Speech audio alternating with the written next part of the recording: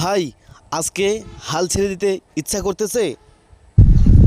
আমারও করতো, যখন পকেটে 100 টাকা ছিল আর মায়ের ওষুধের জন্য দরকার 2000 টাকা, মনে হতো আমি ব্যর্থ।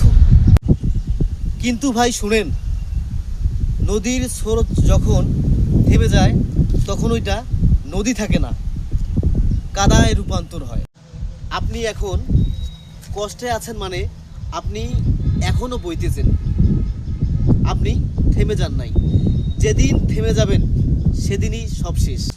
তাই আজকে রাতে একটাই কাজ করেন, ঘুমানোর আগে নিজেকে বলেন কালকে আবার করব। একবার নয়, 1000বার চেষ্টা করব।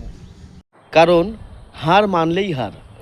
আপনি হেরে গেলে সবাই আপনার থেকে দূরে যাবে, আপনি জিতে গেলে সবাই আপনার পাশে থাকবে ছায়ার মতো।